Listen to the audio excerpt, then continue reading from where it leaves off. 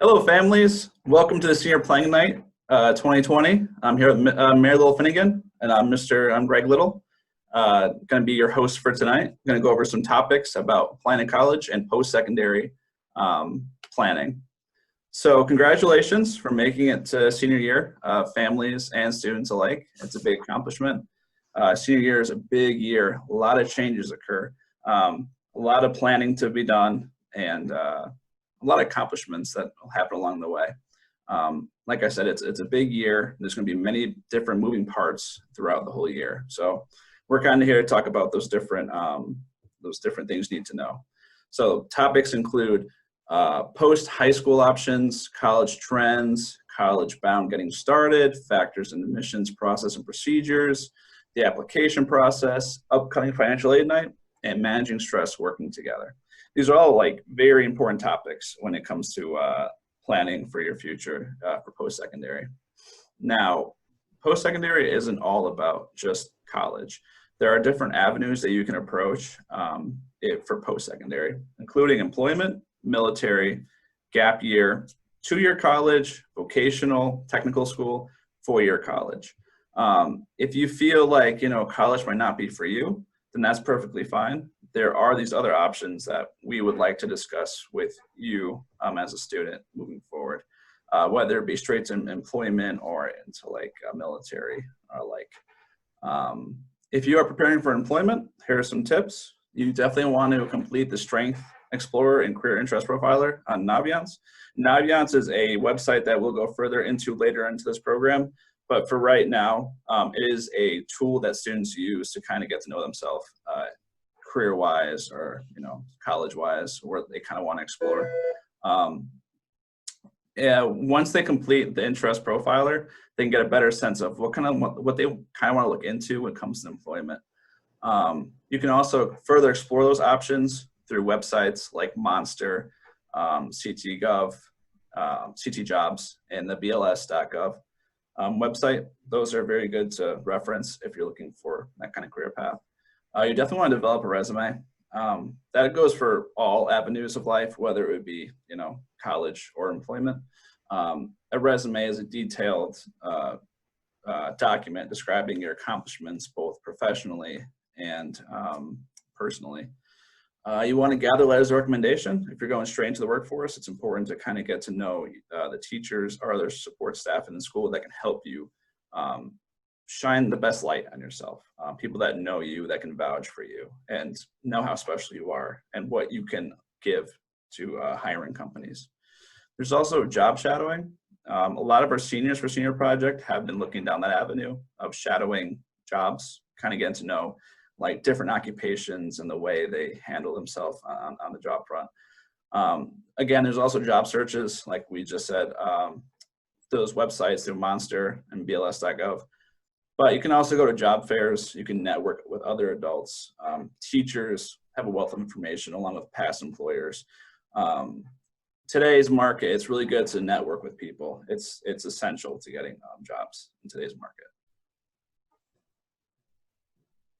There's also the military. Military is very important. Fun fact, Miss Little Finnegan's son's in the military, and it's been a great job for him so far, or a great career so far. You want to research some careers off myfuture.com. That's a great resource to kind of get to know what the military has to offer, what kind of job outlooks are, what kind of jobs are offered and outlook-wise, salary, 10 years down the road.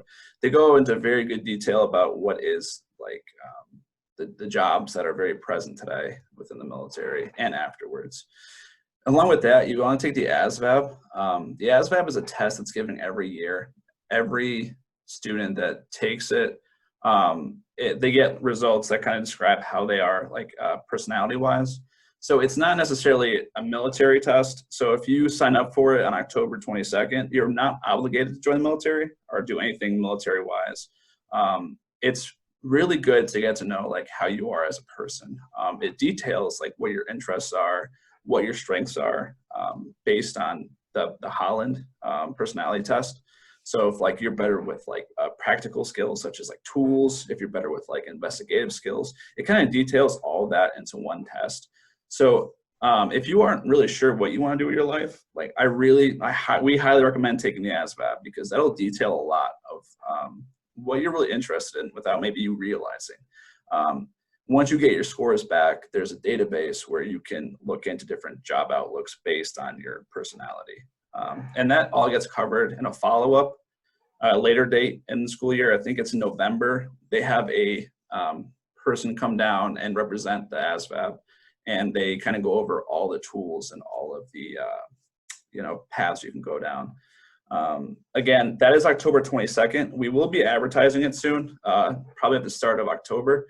We do need to get a parental signature. So if you do plan on taking the ASVAB, please complete the form as soon as you can when we advertise it. And also along with that, we also help with contacting and meeting with recruiters. Oftentimes, a student might feel a little timid, maybe reaching out to a recruiter or a meeting with them. That's when we can kind of come in and be by their side. Parents are more than welcome if we set something up after school. We just want to make sure that the student gets the best of what they can get, and that they feel comfortable, talking about their future with military, because it can be kind of overwhelming and be scary at times. But again, we want to make sure that everyone gets what they need out of their meeting. And a high school diploma is required for military, so you need to graduate high school. Important. And also there's technical vocational schools.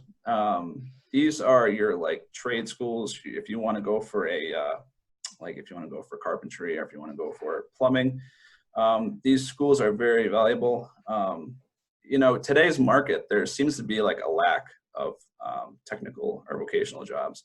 And there's a lot of need for that in today's society, and they pay pretty well. I mean, you work for it, but there's a lot of job opportunities.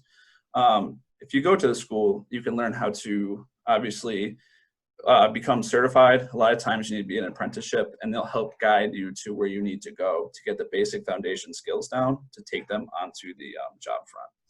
And again, they help with certification, licensing, making sure that you're insured when you do get on the job.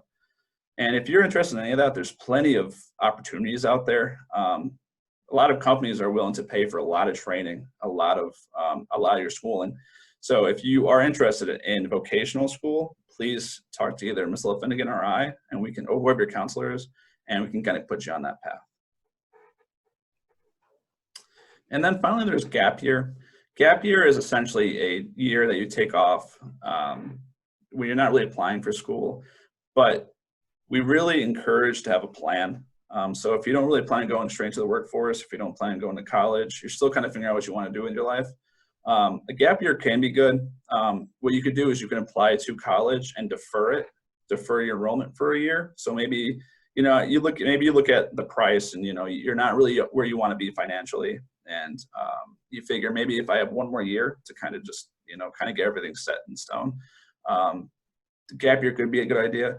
We just ask that you have a plan, because a lot of times if you go into a gap year, you might not want to come back to like a higher level of education or a higher level of training that, you might drift from that.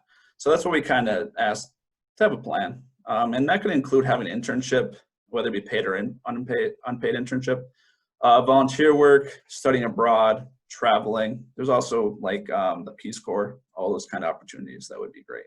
So. Okay, so the next topic that we'd like to start talking about is college. And one of the major things that has happened this year is the pandemic. And colleges are all adapting and changing to what the pandemic has done in terms of college admissions. So one of the major things is that colleges have completely changed the way they will be reviewing applications. We want to go over some of those things with you. So one of the most important things for everyone to realize is that 90% of the schools now are test optional. They realize that so many students have not been able to take the SAT or the ACT. And so they are eliminating that as one of the required items that they need to review for admissions. They are saying that if you are unable to take the SAT, we will still review your application. We are not requiring it for your application. One of the things that we want all students to be aware of is that they still may require the SAT if you want to be considered for merit aid. So this is typically the kind of financial aid that is provided to students if they reach a certain level on the SAT.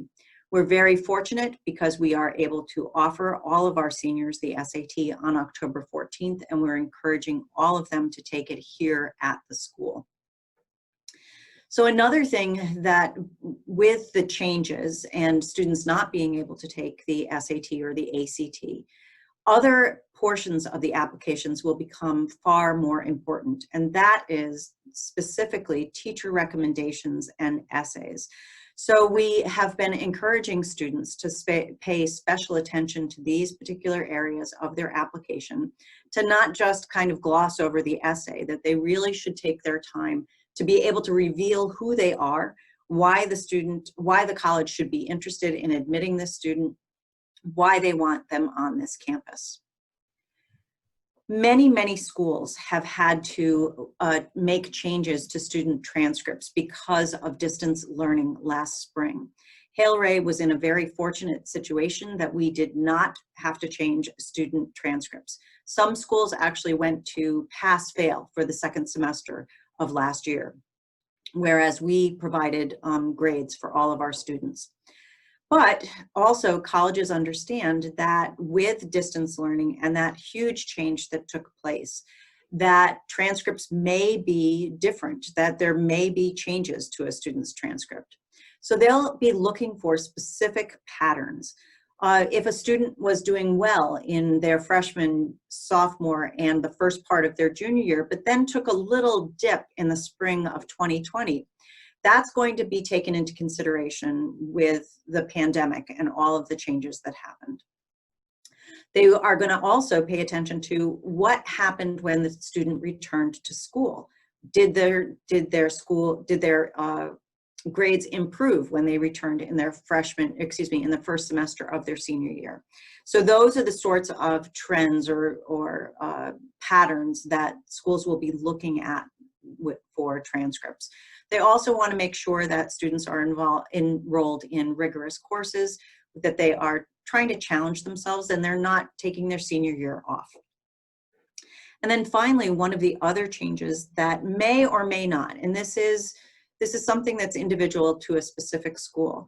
There's something that's called demonstrated interest, and that is that if a student is very interested in attending a specific college, that they reach out to that college or university a number of different ways, whether that might be through social media, that might be through email, to let the school know that they are very interested in attending. Some schools may put a heavier emphasis on demonstrated interest this year, trying to fill their freshman classes. So if there is a school that your student is especially interested in, I would encourage them to reach out and make sure that that school is aware of their interest. So there is a organization called Care Counts in Crisis. This is a collection of over 350 college admissions deans. They wanted to put out a statement to students to help them understand where they are going to be putting their emphasis when it comes to evaluating students. These schools include many of the schools that our students apply to. Harvard is one of the leaders in this program, but also Boston College and Fairfield University, and you'll see the list. UConn is also on that list. So I wanted to just go over a couple of the different statements that are made in this Care Counts in Crisis. So the first thing that colleges or these deans of admissions are saying to students is that self-care matters. in the middle of this pandemic, they want students to pay special attention to their mental health, and they want students to pay attention to their physical health. They want there to be a balance. By making this statement, they're trying to reassure students to not be quite so anxious about this whole process, because they are aware of the stress and the demands that this crisis, as well as the college application process, can bring up. So the second part of their statement addresses academic work. And you'll see here on this slide that no student will be disadvantaged due to changes that occurred during the outbreak. So these deans of admission realize that there have been many obstacles to student learning, and they are going to be evaluating transcripts and student work based on these factors. When it comes to service and contribution to others, many of our students put in a considerable amount of community service hours. And they are very proud of this, and they report this on their applications. It's something actually that many schools will look for, is did students try to make a contribution to their community? Schools or deans of admissions realize that this is something that was there was a full stop on starting in March of last year, and that students may not be able to do as much community service as they have in the past. What they really want to emphasize is, did students make some sort of contribution in any way that they possibly could? Whether that was visiting someone at a convalescent home through windows, or sending letters to frontline workers, whatever the contribution that the student could make, that is going to be valued. Family contributions is something that is often overlooked by students and also sometimes by colleges. Family contributions at this time in the pandemic have become really important. There are so many of our students who have been assisting with the care of an elderly grandparent, or perhaps babysitting for a student or for siblings when their parents are working from home. Colleges want students to know that these are very valuable and important contributions. And we encourage students to list these contributions on their resumes, in their applications, under either volunteer work or as an activity. Sometimes these activities can be far more time-consuming than some of their extracurricular opportunities. So finally, the last part of this statement addresses the extracurricular activities. A lot of sports and clubs and other things that our students are always involved in were canceled or delayed because of the pandemic. We have spoken with students, and we want them to know that just because your baseball or softball season was canceled last spring does not mean that you were not a member of that team. So that activity should be included in on all of their applications. And schools also want students to know that if they were unable to participate, that these activities will still be considered on their applications. This information is so important to colleges that they actually created a common application question.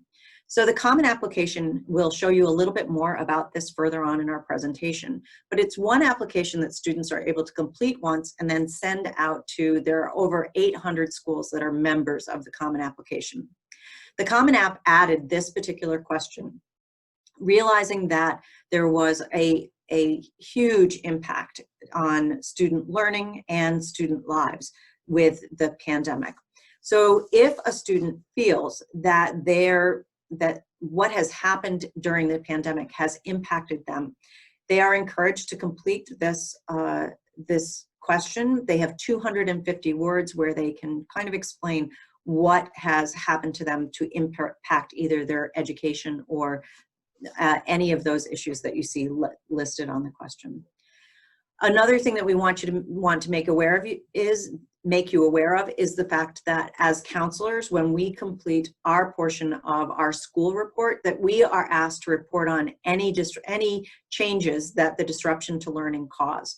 So we have included that on our school profile that will be sent out to all schools, so that schools understand that we did participate in distance learning during the spring of 2020, but we maintained our grading as it previously was. Okay, over to you, Mr. Little.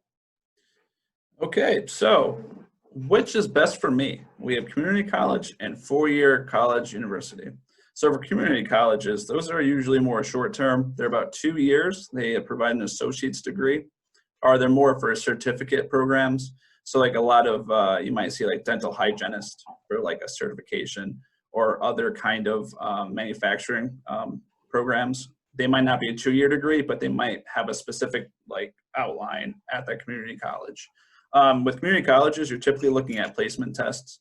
It's usually called the AccuPlacer, but if you've taken the SATs and you've reached the score that the community college is looking for, you can waive the AccuPlacer test. Again, that depends on what the community college requires. Some can require more, while others might require a lower score. You just want to make sure you check out what community college you're looking at. And as for the four-year college, they offer obviously a four-year degree or higher if it's a university. Bachelor of Arts Science, SAT scores, or the ACT. SAT we have coming up October 14th for the seniors that weren't able to take it last year. And the juniors will continue to take the SAT in the spring. So we will have one giant test day at Hale-Ray on October 14th, which includes the SAT for seniors and the PSAT for every other grade. And then there's also the ACT. The ACT is a test similar to the SAT. It just has a different format to it. And we encourage maybe taking both to see which one you favor. Sometimes students do better on the SAT while others do better on the ACT. It's really your testing preference. And then requirements vary for colleges. We'll get more into that later. That's kind of a broad statement, but it's very important to realize that there's a lot of moving parts that go into college, the college application and what they require. So we'll go into that later. So 7 reasons to consider community college. This is a really important slide in my opinion, especially with the prices of college today. Number 1 is affordability and access. So say if you're not sure if you want to be a full-time student going into college, and you maybe want to work a part-time job while taking part-time classes, maybe 1 or 2 classes. Community college is great for that. They're pretty cheap. So if you're looking at a class, it might be a lot cheaper and closer for a community college to get those kind of general eds out of the way, general ed credits. Typically, when you're looking at a 4-year degree, your first 2 years are going to be general ed credits. So it could pay to take those community college courses and to kind of get those classes over with when you transfer to a 4-year college, if that's your plan. And number 2, it kind of goes into what I just said about not sure about college. You might not be sure about the 4-year college, but during this time taking these classes, it's really a great time to kind of build a foundation of what you want to do later in life, kind of giving you time to think about a variety of paths you can take while taking those general ed credits to get them out of the way when you go to the 4-year college. And again, you are not sure what kind of program you want to pursue. It kind of goes into what I just said about kind of finding your place along exploring different classes that are offered. Another one is your GPA might not be so great and you want to build your skills before transferring. Sometimes students that are in senior year kind of, they realize that maybe their GPA is lower than they want it to be, and they feel like their options are very small, but that's not true. Community college is great to get your foot in the door and kind of build your way up. Also, you like a career-oriented degree such as computer certification program. A lot of community colleges actually offer a lot of different degrees. It's actually impressive. If you ever walked on a community college, they offer so much. To the point where I'm actually more impressed going to community colleges than I am sometimes going to 4-year college for a tour, because the amount of technology and resources they have at community colleges, it's astounding. Like I went to the Capital College in Hartford, and they have so many supports in place for their students, like to the point where they have like legal counsels that are free to them. If they would need legal advice, they can go see them. They have daycare, like if they have kids, if you have a student, you have kids, you can drop them off at their daycare at Capital College and go to your classes. to see those supports in place is really impressive. And I think, you know, community colleges do get a bad rap, but today, they're phenomenal. And like I just said, you work and have commitments and need a flexible schedule. Well, you know, these colleges are offering a lot to help you along your way to make sure that you're able to access your education. I think it's a big deal for them. And finally, there's PACT. This is the Pledge to Advance Connecticut. Now, PACT makes community college free for students. And it's not a scam. It really is free. You just have to qualify for these qualifications. You have to be a graduate of CT High School, be a first-time college student. So you want to just make sure you've never taken classes at a college before. You want to complete the FAFSA and accept all financial aid. And now, when it says all financial aid, that does not mean any loans. You do not have to accept any loans. They mean to like any grants, any kind of free money, as you will, from the government. You have to accept those. And now this is the biggest caveat, I guess, if you want to make it kind of like seem like a scam, but not really. You have to be enrolled full time. So that means 12 credits per semester. Now, you know, if you want to like I said earlier, work a part-time job and take part-time classes, this will not be for you because you will not qualify if you are not full-time.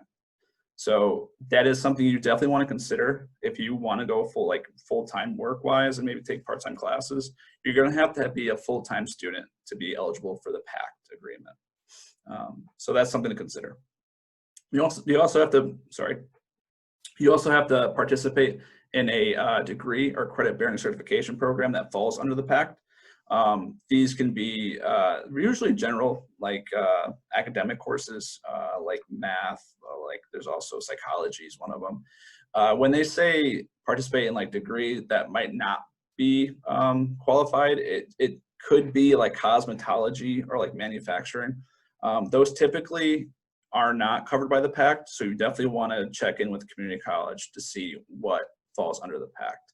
I would just do that with any community college just to make sure, like, I know, I'm not worrying if my degree falls under the PACT. So definitely reach out to community colleges to figure out if your degree falls under that. And then you want to maintain satisfactory academic progress. That means don't fail any classes, pretty much. So you want to make sure that you're on top of your academics and you're a good student. So. All right. So factors and admissions.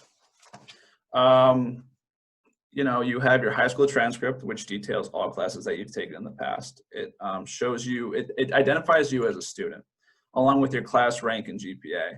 It kind of tells, and SAT scores and ACT scores. It details how strong a student you are in the eyes of the institution.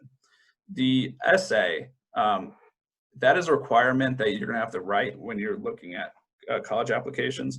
This is a perfect time to get to know the personal you. Like I said, the high school transcript, the class rank, that's all how you are as a student, performing as a student. However, that information doesn't tell the institution about how you are as a person, what struggles you went through, what you overcame as a student. And that holds a lot of weight with colleges because like Ms. Finnegan said, contribution to society and making yourself available, extracurriculars, those hold a lot of weight with colleges. As you can see under essay, it says resume. That's another way to show your personal life.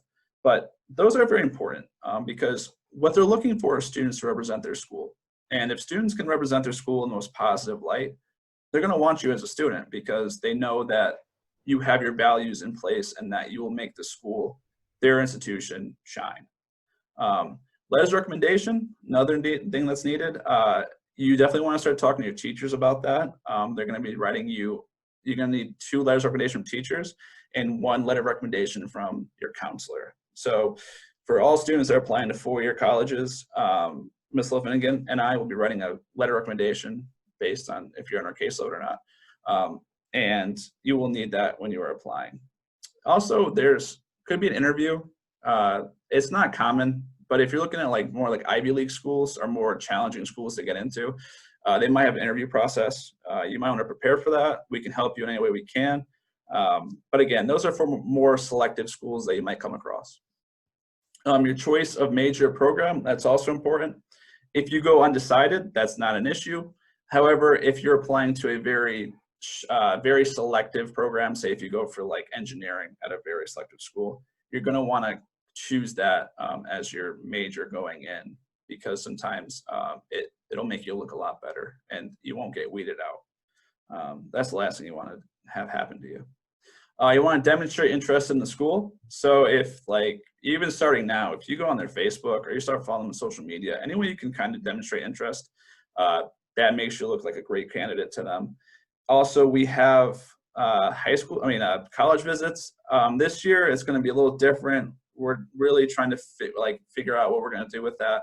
But a lot of admissions counselors have been reaching out. And if students are interested in schools, we're trying to connect them with the counselor or the admissions rep.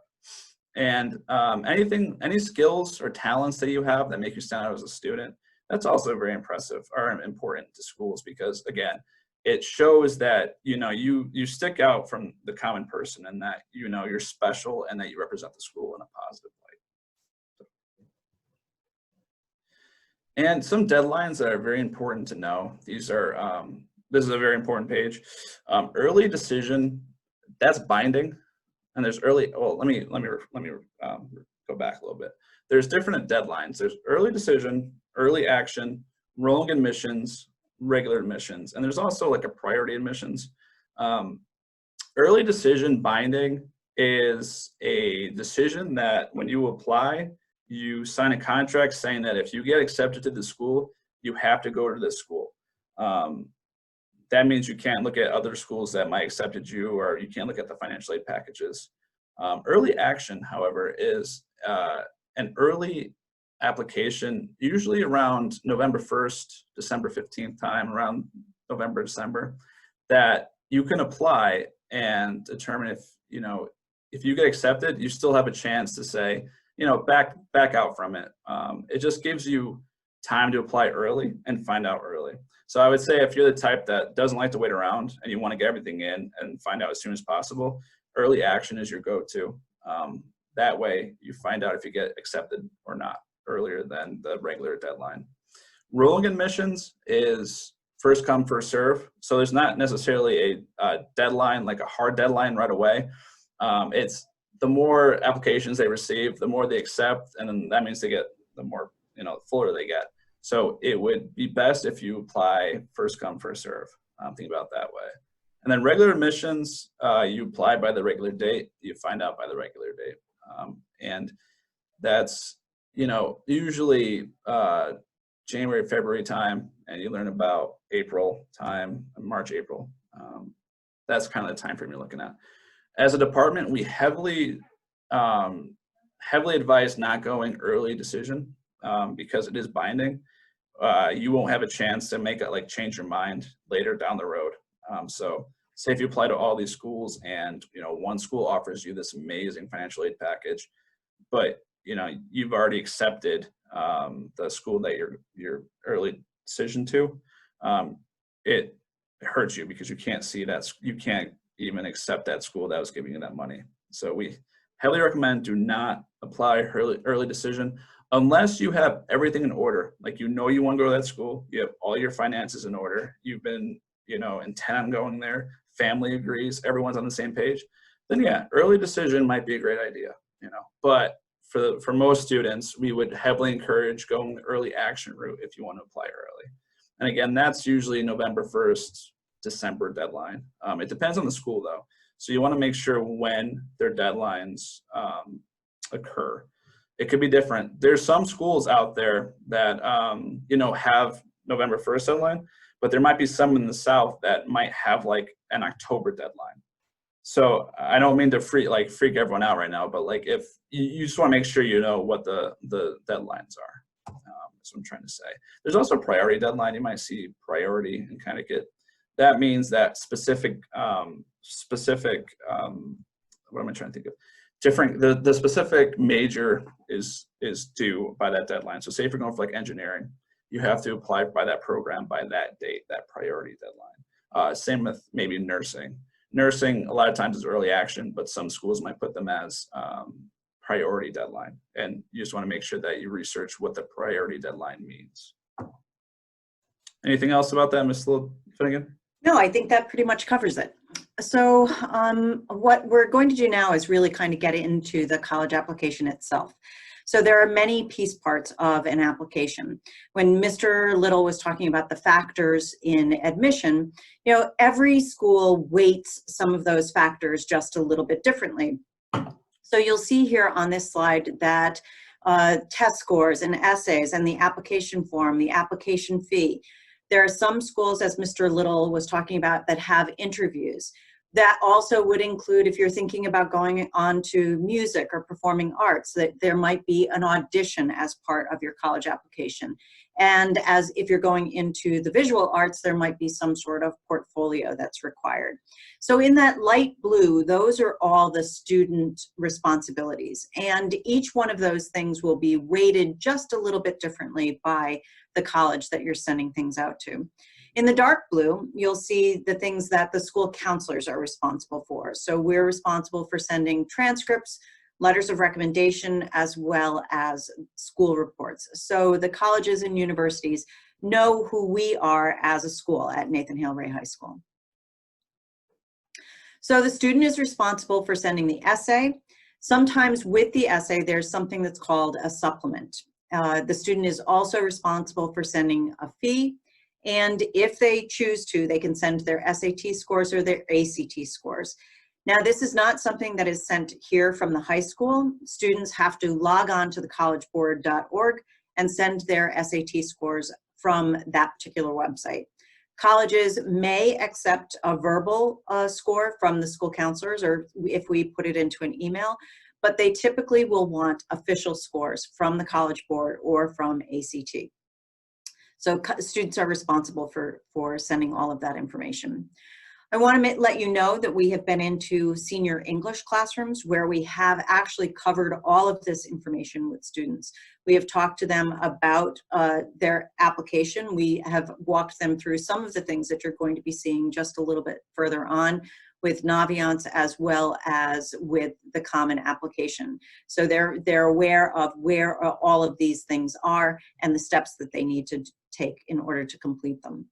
So counselors are responsible for sending the student transcript, our school profile, which lists lots of details about our particular school and our community. We also send something that's called a secondary school report, which gives information regarding our grading scale, our GPA, that information. We will also send both teacher and school counselor letters of recommendation. Some schools will require that they require students' first quarter grades. Now, we have let students know that they will be getting emails from colleges that they have applied to. We do not receive that information. The college communicates directly with the student. So if a school requests a first quarter grade, the student is going to need to communicate that to the school counselor. And then finally, we also follow up with both mid-year and final transcripts. So all colleges will require the mid-year transcript. They want to see that students are still performing at the same level that they were performing at the beginning of the year when they first reviewed their transcript. And they will require final transcripts from us to prove that the student has graduated. One really important thing that we emphasize with students, and parents should know as well, is that most college acceptances are conditional. They are conditional on the fact that the student maintain the same level of performance they have at the time of acceptance. So if a student were to be accepted and then put their feet up and say, I'm not going to really do anything more from now until the end of the year, a college is within their right to rescind the acceptance. And that's something that we want all students to be aware of so that they don't get themselves in any trouble in the fall. So let's talk about timelines. As I said before, we've recently been into the senior English classrooms, and we have talked to students about what the steps are that they need to take in order to make send out their applications. So the first thing that we have required of them is to set up an appointment with their school counselor.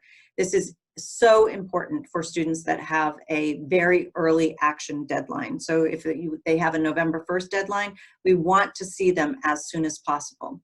What happens in that meeting is that we sit with the student and we talk to them about their the information, the schools that they will be applying to. We check to make sure that all of the information that they have put in Naviance is correct so that we can manage the delivery of those applications.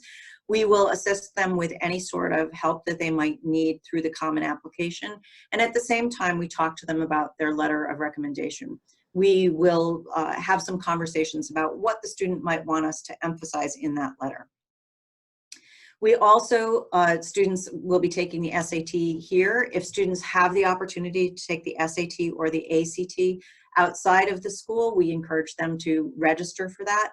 Schools, colleges will be aware that sometimes these scores may be delivered a little bit later than those applications, but they may still be considered. We want students to begin their applications in September and ask teachers for their letters of recommendation. So we have gone through all of these steps with students. In October, we encourage them to still kind of continue on the same path, but one additional thing is added, and that is completing their financial aid paperwork. This is something that Mr. Little will be talking about a little bit further on. Starting October 1st, the federal website for FAFSA opens up where you can actually begin your application for student financial aid for the 2021-2022 school year. And we'll talk more about that in our financial aid video. And then in November, we just continue to check up with students. We want to make sure that that all pieces of the application have been received by the college. We want them to check in with us and update us on any sort of acceptance or if there is any more information that they might need from the school in order to complete their applications. All right, Mr. Little, you were going to talk about Naviance. Okay, so Naviance is it's a powerful tool that students are going to be very aware with, or very familiar with this year. It works hand in hand with Common App. So they work synonymous with each other. So a student submits their college application through Common App, and then we upload transcripts and the letters of recommendations and any other school reports through Naviance in the Common App. So what you're seeing here is pretty much what the student sees when they have applications on their list. The circles indicate something you really want to look out for, starting with the top, that request transcript. When the student clicks that, they are giving us the ability to upload their transcript. However, if you see the red on top that says match accounts, the student must first match their account. And it's simple as students filling out the FERPA form. Your student will bring home a form that says that they waive their rights to look at their letters of recommendation and other documents. Colleges are very strict about privacy and keeping keeping the integrity of the application process. So they don't want students seeing their letters of recommendation or any other kind of school reports. So when that document is signed, it's just saying that students are waiving their rights to see that information. Once that's signed and given to the counseling department, we are able to give them the go-ahead to match their accounts, and that red will turn green. And once that happens, we can upload their transcripts once they click request transcript right there. And then we can also upload their letters of recommendation. If you see on the bottom, that bottom circle that says letters of recommendation, they have to click on that, and that's when they'll be able to request their letters from teachers. We ask that they do both online and in person. So if a student wants to request Miss Erlinson, English teacher, as their letter of recommendation teacher, they have to request them on Naviance and then ask her in person. It's a lot, and it allows the student to be more formal when asking them. And a lot of times a teacher might ask for like a resume or a list of accomplishments. Usually resume, it's good to have a resume. So you can provide that to the teacher so they can make you shine in their letter. Another circle I want to point out is under type, it says role. That is the type of deadline that you are applying to. There are different deadlines you can choose for a school. So if you see rolling or if it says early action, that is what are regular. That's what you're looking at for applying. And if that's not correct, there is a button on the side all the way to the right that says edit. Within that screen, if you can go to the next one, Ms. Finnegan. Mm-hmm. Within that screen, it'll show this information. This is where you can edit what deadlines you're looking at and what kind of, how you're applying. So if you look at, I'll submit my application through Common App or direct institution. Sometimes colleges aren't on the Common App. And this is very important because if they aren't on the Common App, they expect you to apply it through their website. College that comes to mind is Endicott College. They are not currently on the Common App, so you'd have to go to their website and go through their steps to apply. It's essentially the same as Common App. It's very similar. It's just the way they want it done, so they don't opt into Common App. And then the type of application right there, the drop-down box, if you're looking at rolling but you want early action, it's important to change that by dropping down the box and updating your status on the bottom. So that's important for students to kind of like look over, because in the past, I found that some students kind of overlook that, and if they're applying early action, but they don't indicate that on there, it's hard for both Miss Finnegan and I to realize that they're applying early action if this says that they're rolling or their regular decision. So I kind of want to make sure that, you know, there's understanding there about that. If you can go back to the previous slide, Ms. Finnegan. And back to this. So that's pretty much what it'll say for the type of application. And then transcripts, it'll say if your student has requested transcripts, and that's important because that's one of the key components to applying. And then submission type, if you see the CA, that means it's Common App. And if it says question mark, that's when we go back into the edit and then kind of say how you're applying. Because if you see that question mark, it's saying that they're not sure how you're applying. So moving forward. And then this is the request for letters of recommendation. It's pretty straightforward.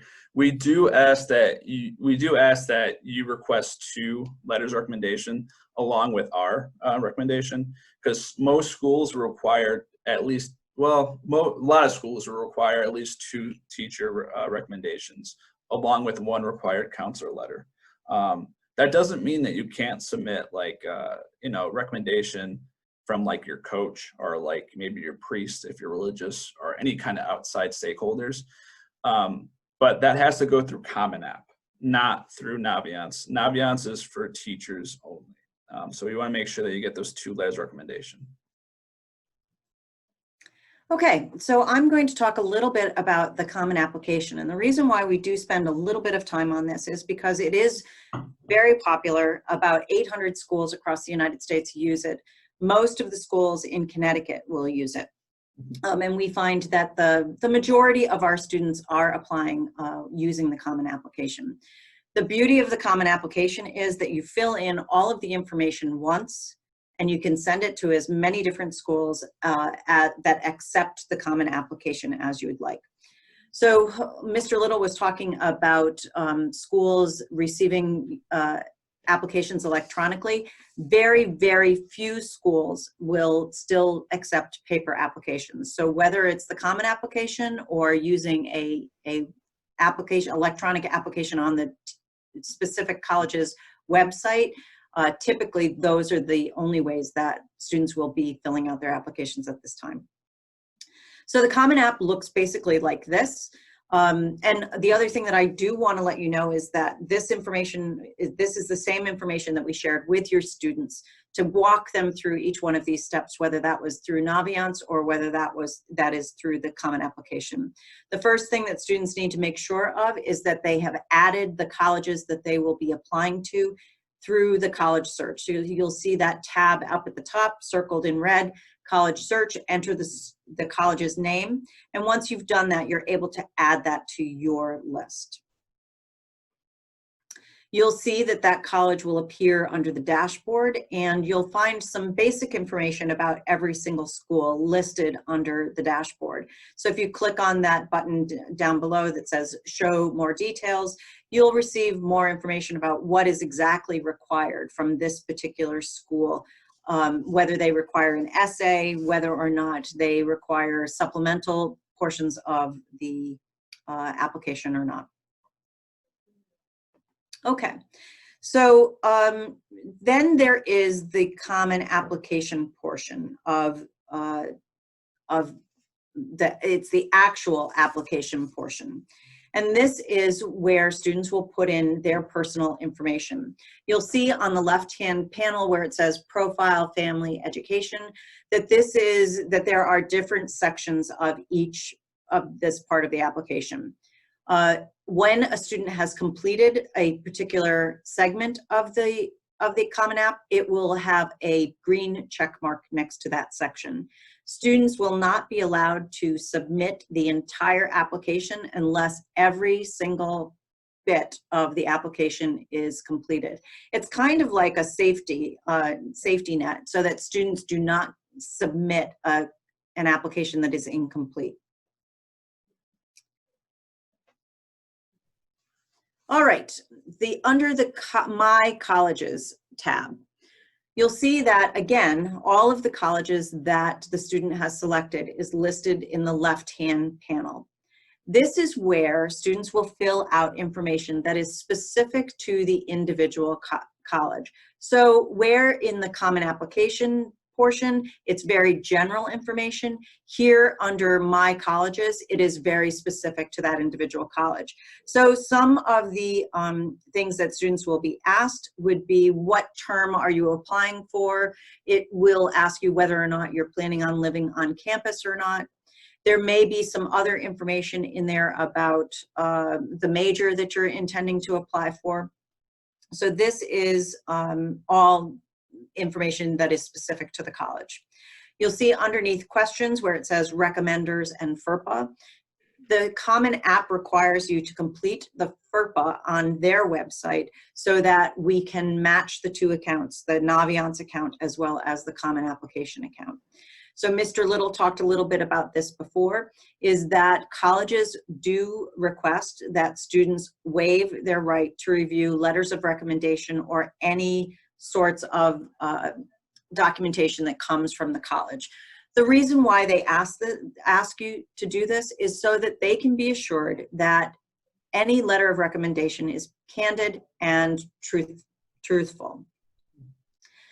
In some cases, there may be an instance where a principal or a board of ed has put undue pressure on a teacher to write a more flattering letter of recommendation. So that's the reason why the colleges would ask you to waive your rights to review your letters of recommendation. We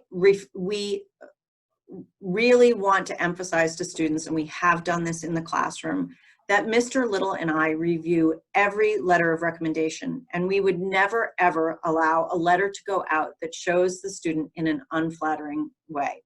We want to make sure that students are portrayed in a positive light. And I think I speak for all of our teachers that if a teacher did not feel that they could write a letter of recommendation that was flattering to the student or that was positive, they probably would not agree to write that letter of recommendation. But if a student is concerned about this, if a parent is concerned about this, we ask you to reach out to us so that we can answer your questions. The education section that we just saw on the previous slide under the Common Application must be completed prior to being able to waive your FERPA rights. So students will be prompted, if they clicked on recommenders and FERPA, that they need to complete the education section as well. Okay. So before we talked a little bit about the additional question that the Common App has included regarding how the pandemic or COVID-19 has impacted the individual student. So here, that section, just so you're aware, is on the formal general Common Application. So you'll see at the top, at the tab above, Common Application. And in the left-hand panel where it says writing, under additional information is where you will find that COVID-19 additional question. Actually, I also point out the underneath family with the green check mark is the education portion that needs to be completed prior to completing the FERPA. Okay. So when students are completing their applications, we often see lots of mistakes being made. So we want to provide you and students with some information on how to avoid some of those mistakes. Some of these things that we are things that we have learned through our experience with other students. So we want students to start now. Time flies, especially with all of the things that are going on for students now between senior project and working on in their courses. We want them to start their applications now. If they tackle them little by little, they'll be done before they know it. Waiting is not necessarily your friend. Procrastinating will kind of become an issue at some point. We encourage all students to apply online because this is the easiest way to do it, and you will also hear much faster from colleges if you apply through online.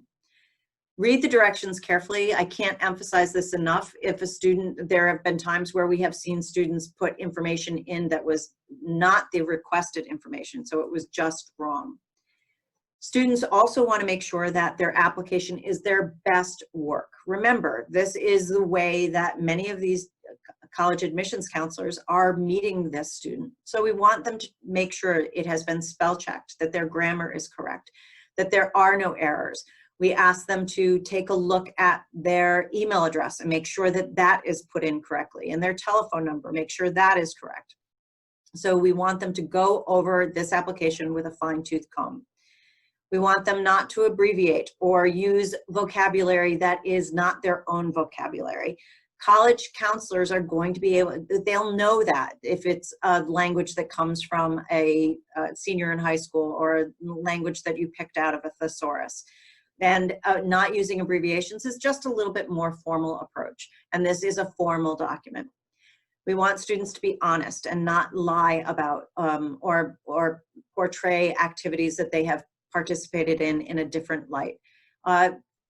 Students can get caught in these sorts of things, so don't put anything on that application that is not accurate. We encourage students to have anyone review their applications. A second set of eyes is always a really good idea. We sometimes pick up things that students just didn't see. Believe it or not, we have had instances where students have not clicked the submit button. I had one several years ago that a student had applied to a school, thought she had applied to the school and was waiting for an answer, but in the end never clicked submit. So students want to make sure that they've walked through that. Another mistake that's often made is that students do not pay the application fee. With the Common Application, students will be taken out to an alternate website where they will pay the application fee and then come back to the Common App and click submit. But this is something that you do absolutely want to make sure that you take care of. And then finally, once you have submitted your application, we want you to make sure that you print that confirmation page. If anything were to happen and a college says that they did not receive it, there is a lot of tracking information on that confirmation page that can be useful to tracking down that particular application. And then finally, what we want you to do is to keep your counselor informed. It is important that we be a part of this process and understand where students are at in this process. Another piece of advice that I do want to emphasize is we want students to be checking their emails.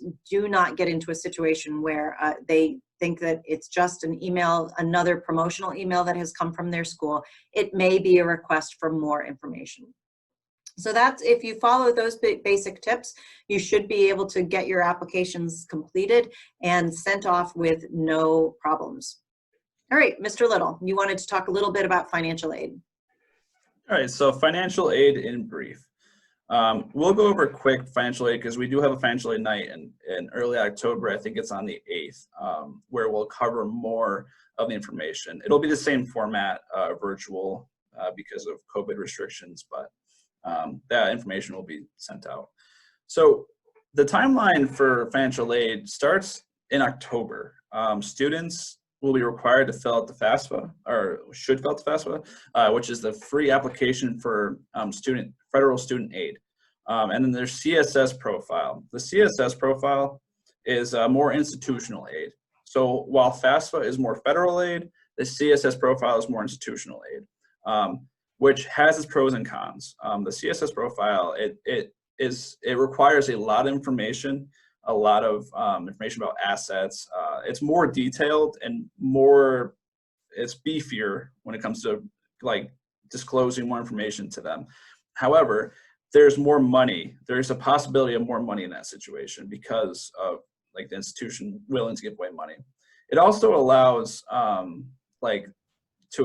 people to explain why there's certain assets and other reasons, the need for money, as opposed to the FAFSA, which just gives you the estimated amount that they're willing to give you.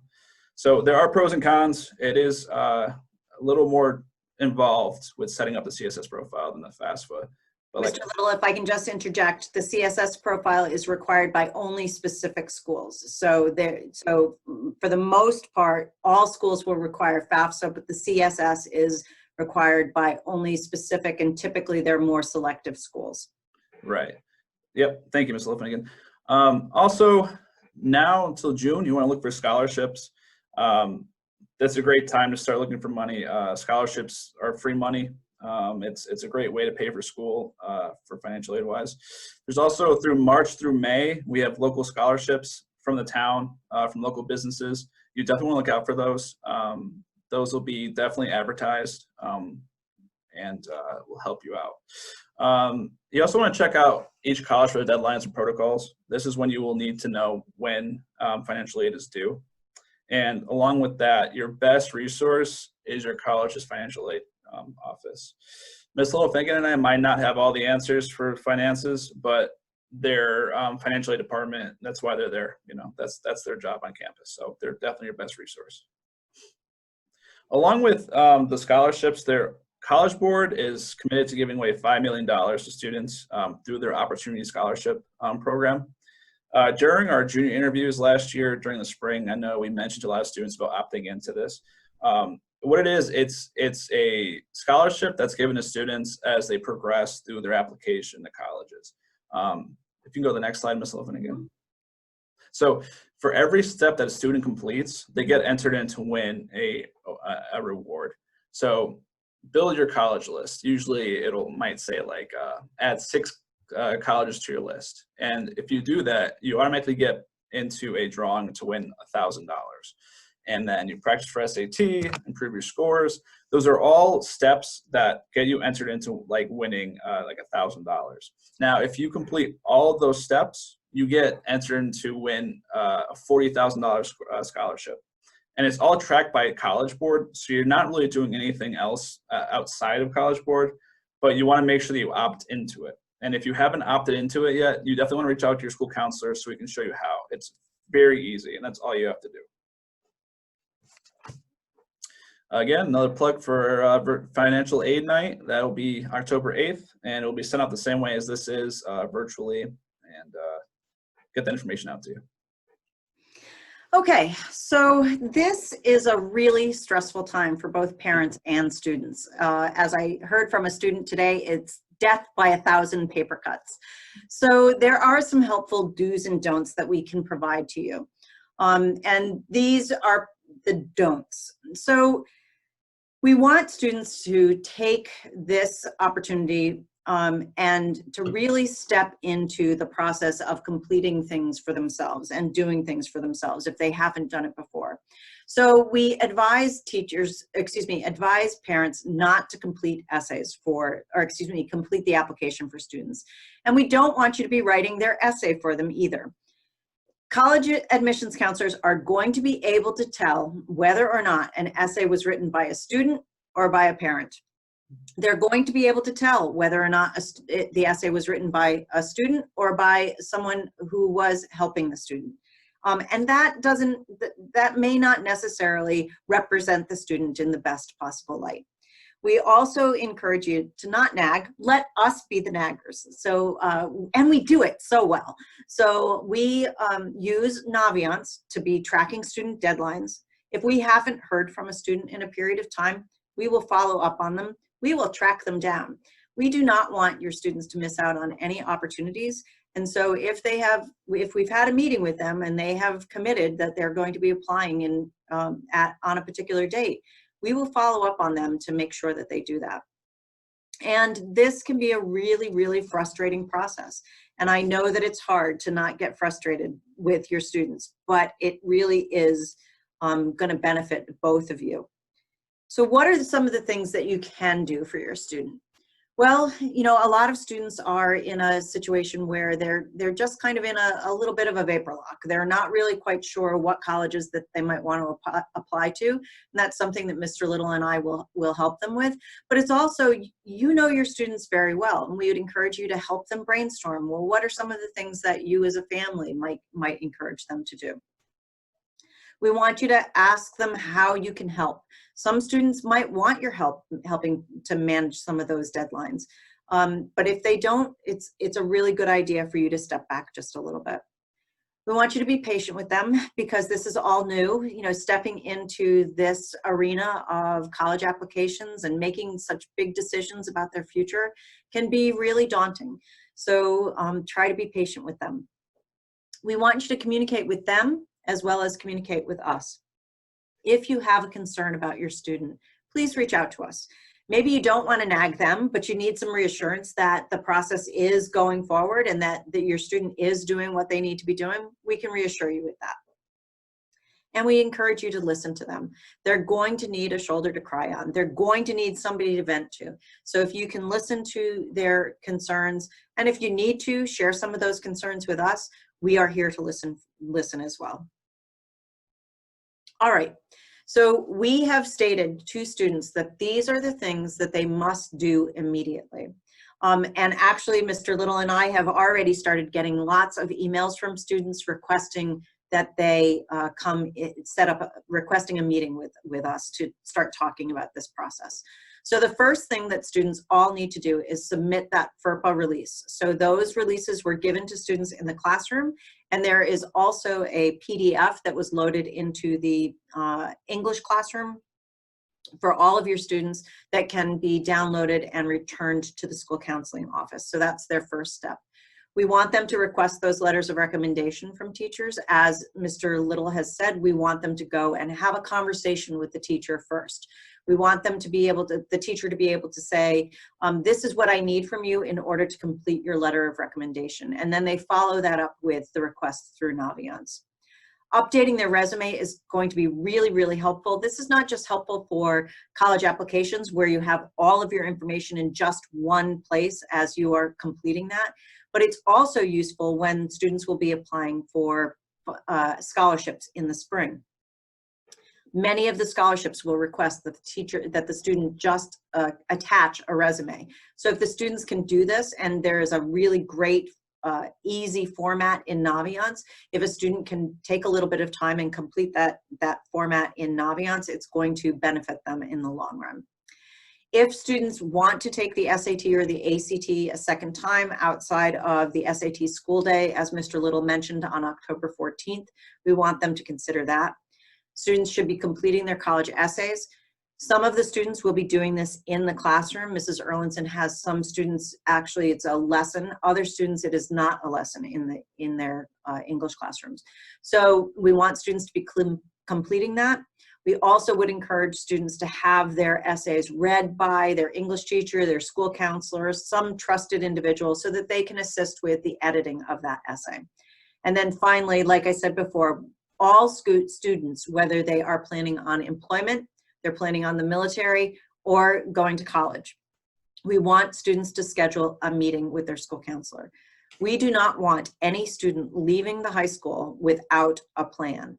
And we will sit with them and work through the specifics of that plan so that when they leave the high school, they know exactly what it is that they need to do to reach their specific goal. All right, so that concludes our presentation for this afternoon. Some of you may have some questions, and what we'd love for you to do is to reach out to us. Our emails are here on this slide. If you have any questions, please let us know, and we will respond to you and give you whatever information we can. So, Mr. Little, do you have anything else that you wanted to add? No, I'm looking forward to working with your seniors, yeah, can't wait to see what the future holds. Thank you so much for joining us. Thank you.